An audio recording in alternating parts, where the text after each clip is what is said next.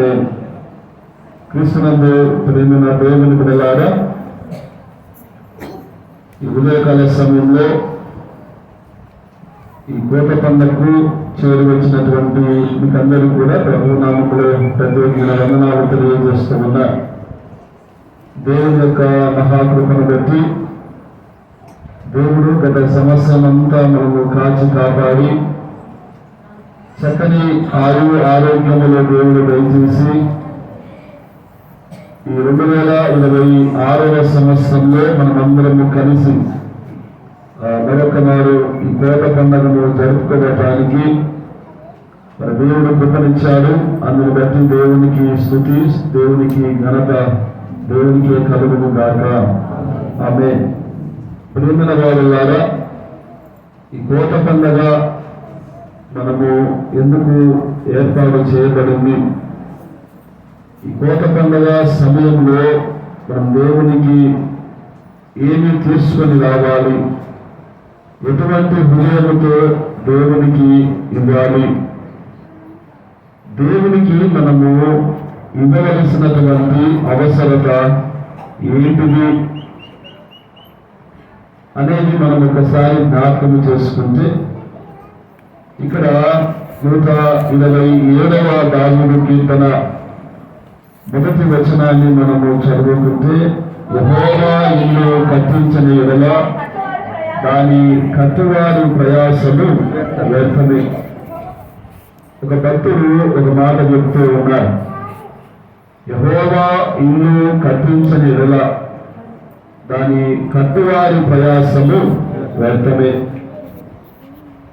దేవుడు మన కుటుంబాలను కట్టకపోతే, దేవుడు మన కుటుంబాలను స్థాపించకపోతే అది కట్టువారి ప్రయాసము కూడా ఎటువంటిదంతా వ్యర్థమే. ఈ మాట ఎవరంటున్నారు? దావీదు చెప్పడం లేదు. పైన ఒక మాట రాయబడి ఉంది, ఒకసారి చదవండి. 127వ దావీదు కీర్తన పైన యాత్రా కీర్తన సొలొమోనుది అనేది అక్కడ రాయబడి ఉంది కదండి. దాదాపుగా 150 కీర్తనలు ఉన్నాయి. 150 కీర్తనలన్నీ కూడా దావీదు రచించినటువంటి కీర్తనలు కావు. కొన్ని కీర్తనలు దావీదు రాశాడు, మరికొన్ని కీర్తనలు మోషే ప్రవక్త రాశాడు, మరికొన్ని కీర్తనలు సొలొమోను కీర్తనలుగా కొన్ని కీర్తనలు ఉన్నాయి, మరికొన్ని కీర్తనలు కోరాహు కుమారులు రాసినటువంటి కీర్తనలు కూడా ఈ 150 కీర్తనలలో మనము చూస్తూ ఉన్నాం. ఈ మాట ఎవరంతా ఉన్నారు అని అంటే, సొలొమోను లాంటి ఒక మహారాజు కదా. ఆ రాజు ఏమాట అంటా ఉన్నాడు అని అంటే, యెహోవా ఇల్లు కట్టించనిలా దాని కట్టువారి ప్రయాసము వ్యర్థమే. ఒక రాజు ఒక మాట చెబుతూ ఉన్నాడు అని అంటే, మరి ఆ రాజుకు దేవుని మీద ఉన్నటువంటి ఆ నమ్మకము మనం తప్పకుండా జ్ఞాపకం చేసుకోవాలి. పాత నిబంధన గ్రంథంలో దేవుణ్ణి ఆరాధించటానికి, దేవునికి ప్రార్థన చేయటానికి మందిరం లేదు. చాలా మంది దేవుని కొరకు ప్రార్థన చేశారు, మందిరం కావాలి అని ప్రార్థన చేశారు, కానీ ఆ మందిరము కట్టాలి అనేటువంటి ఆలోచన దావీదుకు దేవుడు కలిగించాడు. మరి దావీదు అన్ని సమకూర్చుకున్నాడు, మందిరం కట్టాలి అని సమకూర్చుకున్నాడు, కానీ దేవుడు దావీదు చేత దేవుని మందిరము కట్టించలేదు. కారణం ఏంటి అని అంటే, దావీదు కాలంలో యుద్ధాలు బాగా ఎక్కువ జరిగాయి. దావీదు యొక్క చేతులు రక్తంతో తడవబడి ఉన్నాయి కాబట్టి, నీ సంతానం ద్వారా నాకు ఒక మందిరము కట్టాలి, కానీ ఆ మందిరానికి ఏమి కావాలో అన్ని కూడా నువ్వు సమకూర్చాలి. దావీదు యెరూషలేము మందిరము కొరకు అన్ని సమకూర్చాడు. దావీదు మరణించిన తర్వాత సొలొమోను యెరూషలేము మందిరాన్ని కట్టడము ప్రారంభం చేశాడు. ప్రియమైన వారులారా, ఎక్కడ ఏ ఆటంకము సొలొమోనుకు రాలేదు. ఏ మందిరానైతే సొలొమోను ప్రతిష్ఠించి ప్రారంభం చేసి ముగించేంత వరకు సొలొమోను చాలా నిష్టంగా దేవుని మందిరాన్ని కట్టారు. అందుకే సొలొమోను అంతా ఉన్నారు, దేవుడు మందిరము కట్టకపోతే, దేవుడు మన కుటుంబాలను కట్టకపోతే కట్టువారి ప్రయాసము వ్యర్థమే కదండి. మన కుటుంబాలను ఎవరు కట్టేవాళ్ళు అని అంటే దేవుడు మన కుటుంబాలను కట్టేవాడు. దేవుడు మన కుటుంబాలను కట్టాడు కాబట్టి మనము ఈరోజు ఇంత సంతోషంగా, ఇంత ఆనందంగా, ఇంత సమాధానముగా, ఇంత ప్రశాంతమైనటువంటి జీవితాన్ని మనము ఈ రోజులలో జీవిస్తూ ఉన్నాం. అంత మాత్రమే కాకుండా ప్రేమైన వారులారా, ఆ కింద వచనాన్ని మనము చదివితే, యెహోవా పట్టణమును కాపాడని ఎడల దాని కావలి కాయవారు మేలుకొని ఉండుట వ్యర్థమే. దేవుడు ఒక భక్తుడు ఒక మాట అంటాడు, ఏంటి అని అంటే, గాడ్ ఈజ్ ది బిల్డర్ అంటాడు. అంటే దేవుడు గృహాలను కట్టేవాడు. రెండవదిగా గాడ్ ఈజ్ ది ప్రొటెక్షన్ అంటారు. అంటే దేవుడు మనల్ని సంరక్షించేవాడు అని అంటారు. ఇక్కడ సొలొమోను అంతా ఉన్నాడు. ఒకవేళ ఆయన పట్టణమును కాపాడకుండా ఉంటే కావలి కాయవారు మేలుకొని ఉండుట కూడా వ్యర్థమే కదండి. ప్రేమైన వారులారా, ఈ మధ్యకాలంలో ఒక యూట్యూబ్లో ఒక వీడియో చూశా. హిందూపురంలో చాలా ధనము కలిగినటువంటి ఒక కుటుంబము, ప్రేమైన వారులారా, వాళ్ళు బయటికి వెళ్ళాలన్నా వాళ్ళ వ్యాపారాలన్నీ కూడా బెంగళూరు పట్టణంలో ఉన్నాయి. ఈ మధ్యకాలంలో యాక్సిడెంట్ ఎక్కువగా జరుగుతూ ఉన్నాయి. కాబట్టి ఈ యాక్సిడెంట్ జరుగుతున్నటువంటి సమయంలో ఈయన వ్యాపారాలన్నీ కూడా కారులో జరగా. కాబట్టి వీళ్ళందరూ కూడా ఒక ఆలోచన చేశారు, ఏంటి అని అంటే, మనము కార్లలో వ్యాపారాలు చేస్తూ ఉన్నాము కాబట్టి మనము ఎక్కడికి వెళ్ళినా క్షేమంగా ఉండాలి, క్షేమంగా ఇంటికి వెళ్ళాలా, క్షేమంగా వ్యాపారాలు చూసుకోవాలా, మరలా క్షేమంగా మన గృహంలో ఉండాలి. కాబట్టి మనం క్షేమంగా ఉండాలి అని అంటే మనము ప్రయాణించవలసినటువంటి కారు చాలా ప్రాముఖ్యము అని భావించి ఆ వ్యక్తి ఒక నెట్లో సర్చ్ చేశారంట. దేశంలో విలువైనటువంటి కారు, క్షేమకరమైనటువంటి కారు అది ఎక్కడ ఉంది, ఎంత డబ్బులు ఖర్చు పెడితే ఆ కారు వస్తుంది అని సర్చ్ చేసి ఒక 4 కోట్ల రూపాయలతో ఒక కారు కొనుక్కున్నారంట. ఎన్ని కోట్లమ్మా? 4 కోట్ల కారుతో ఒక కారు కొనుక్కున్నారు. ఇంకా ఆ కారులో కూర్చుంటే ఆటోమేటిక్ గా సీట్ బెల్ట్ కలుగుతాయి. ఆ కారులో ఒకవేళ నిద్రపోతా ఉంటే ఆటోమేటిక్ గా అలారం మోగుతుంది. ఆ కారులో నువ్వు వెళ్ళేటువంటి సమయంలో ముందర ఏ వెహికల్ ఉన్నా నువ్వు బ్రేక్ వేయాల్సిన అవసరం లే, అదే బ్రేక్ వేసి నిన్ను ఆపుతుంది. అంటే ఒకవేళ ఎవరైనా నిన్ను వచ్చి గుద్దినా ఆ అద్దాలు గాని ఆ కారులో నుంచి గాని ఎవరికి ఎటువంటి ప్రమాదము రాదు. ఇవన్నీ కనుక్కొని ఆ వ్యక్తి బెంగళూరులో ఆ కారును బుక్ చేశారు. 4 కోట్లు పెట్టి ఆ కారును బుక్ చేశారు. ప్రేమైన వారిలారా, మొదట్లో చాలా సంతోషంగా ఉన్నారు. హిందూపురం నుంచి బెంగళూరు వెళ్తా ఉన్నారు, వస్తా ఉన్నారు, బాగానే జరుగుతూ ఉంది.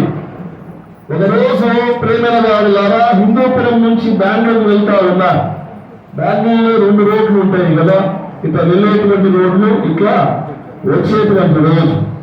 ఒకరోజు ఫ్యామిలీ అంతా కలిసి బెంగళూరు వెళ్తా ఉంటే వీళ్ళు ఇట్లా బెంగళూరు వెళ్తా ఉన్నారు. అక్కడ నుంచి ఒక పెద్ద ట్రక్, కార్లతో నింపబడినటువంటి ట్రక్ నుంచి వస్తా ఉంది.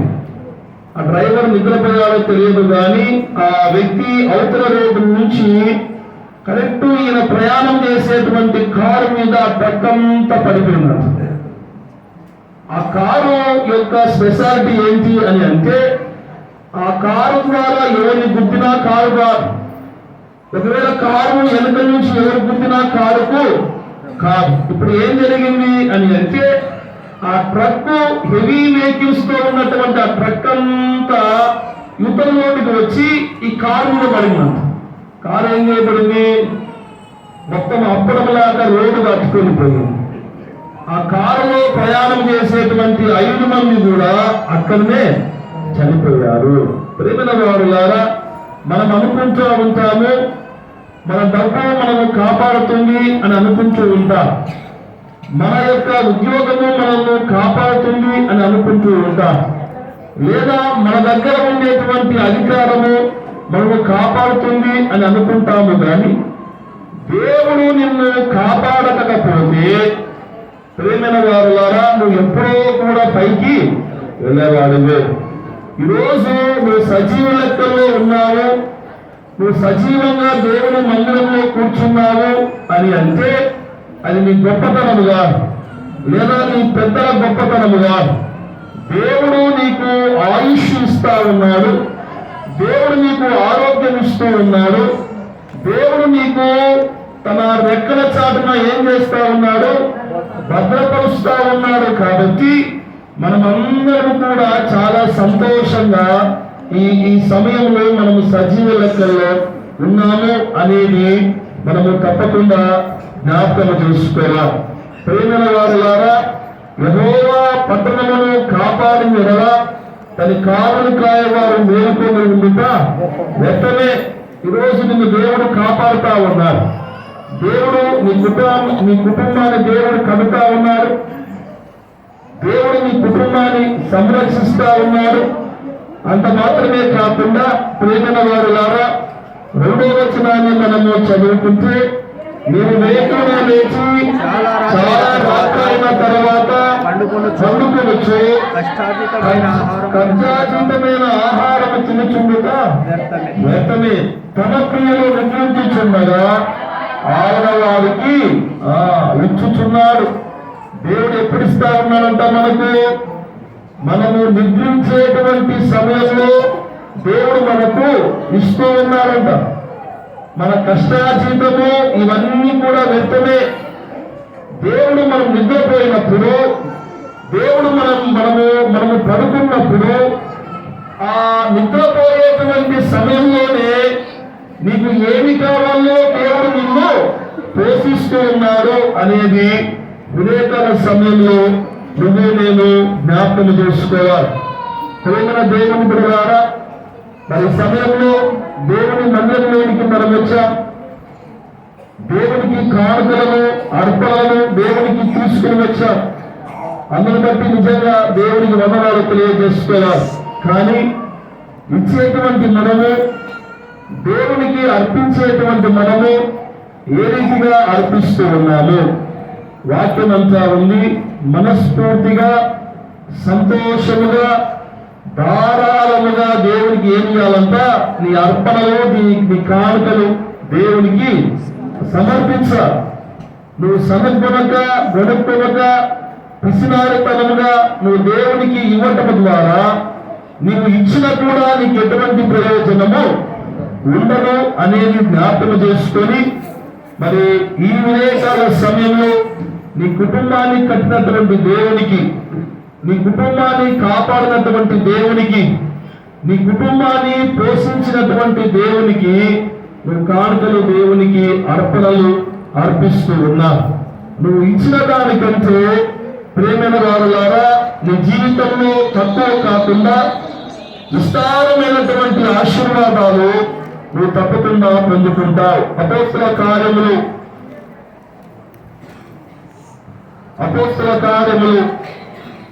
3వ అధ్యాయము 4వ అధ్యాయము 34వ వచనము 35వ వచనాన్ని మనము చదువుకున్నాం.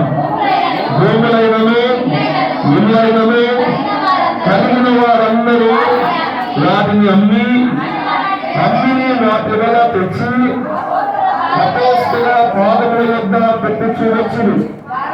వారు ప్రతివానికి వారి అక్కర్ల కొరికి పంచిపెట్టింది కనుక వారిలో ఎవరికి కొదవలేక పోయను. వారు దేవునికి ఇచ్చారు, దేవునికి పంచారు, దేవుని మందిరానికి ఇచ్చారు, దేవుని సేవకి ఇచ్చారు. వారి వారి అక్కర్ల కొరకి వారు పంచిపెట్టిన కనుక వారిలో ఎవరికి ఏమి లేదంతా కొదవలేరు.